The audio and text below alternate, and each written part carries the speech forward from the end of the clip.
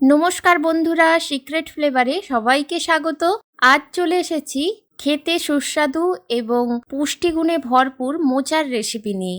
আজ বানাবো মুচমুচে মোচার পাকোড়া বা মোচার বড়া। অনেকেই তো অনেকভাবে মোচার বড়া বানিয়ে থাকেন। একবার এই পদ্ধতিতে বানিয়ে দেখুন, স্বাদ সারা জীবন মুখে লেগে থাকবে। গরম ভাতের সাথে এই মোচার বড়া থাকলে আর কিছুরই প্রয়োজন পড়বে না। এছাড়াও সন্ধ্যের চায়ের সাথে কিংবা মুড়ির সাথে খেতে দুর্দান্ত লাগে। চলুন বেশি কথা না বলে বানিয়ে ফেলা যাক আজকের এই রেসিপি মোচার পাকোড়া। মোচার পাকোড়া বানানোর জন্য প্রথমেই মোচাটাকে এইভাবে ছাড়িয়ে ভালোভাবে পরিষ্কার করে নিতে হবে। ভেতরের এই শক্ত অংশ আর এই সাদা আঁশটা ছাড়িয়ে ফেলে দিতে হবে।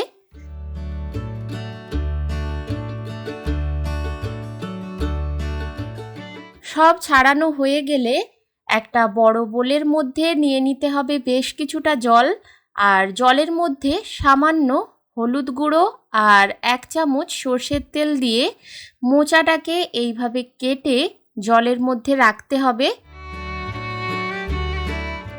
এইভাবে মোচাটা হলুদ জলের মধ্যে রাখলে মোচার থেকে যে আঠাটা বেরোয় সেটা কিন্তু চলে যাবে, আর যদি তেতো ভাব থাকে সেটাও অনেকটা কেটে যায়।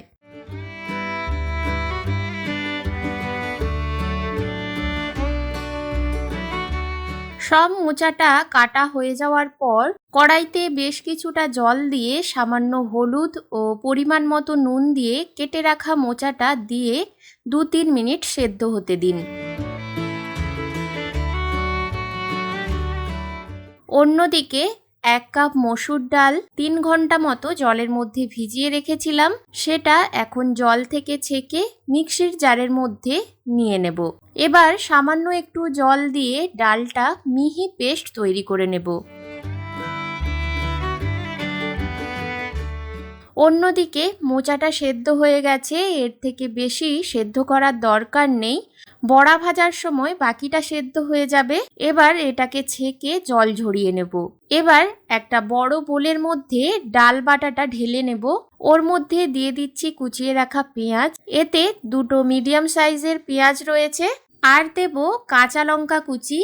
এবার দেব স্বাদ মতো নুন, 1/2 চা চামচ হলুদ গুঁড়ো, 1/2 চা চামচ কাশ্মীরি লাল লঙ্কার গুঁড়ো, 1 চা চামচ জিরের গুঁড়ো, 1/2 চা চামচ গোটা জিরে।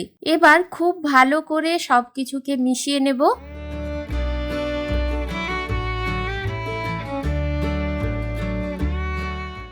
মেশানোর পর সেদ্ধ করে রাখা মোচা দিয়ে আবারও ভালোভাবে মিশিয়ে নেব।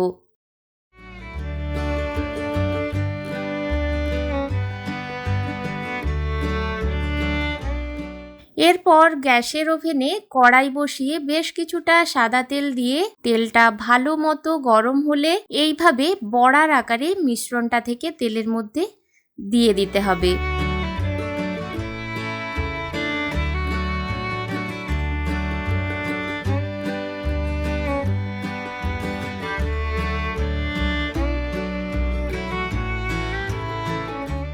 এরপর মিডিয়াম আঁচে উল্টে পাল্টে লাল করে ভেজে নিলেই রেডি হয়ে যাবে মুচমুচে মোচার পকোড়া বা মোচার বড়া। খেতে দুর্দান্ত হয়, এইটুকু বলতে পারি। একবার বানিয়ে খেলে বারবার বানিয়ে খাবেন, এত টেস্টি হয়।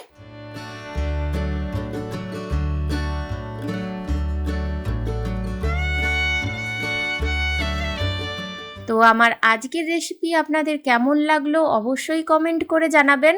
ভালো লাগলে লাইক ও বন্ধুদের সাথে শেয়ার করে দেবেন। আমার চ্যানেলে নতুন বন্ধু হয়ে থাকলে চ্যানেলটি সাবস্ক্রাইব করে পাশে থাকা বেল আইকনটি প্রেস করে রাখবেন, যাতে পরবর্তী রেসিপির নোটিফিকেশন সবার আগে আপনার কাছে পৌঁছে যায়। আজ এই পর্যন্ত, দেখা হচ্ছে পরবর্তী একটি রেসিপিতে। ততক্ষণ সবাই খুব ভালো থাকবেন, সুস্থ থাকবেন, সাবধানে থাকবেন। ধন্যবাদ।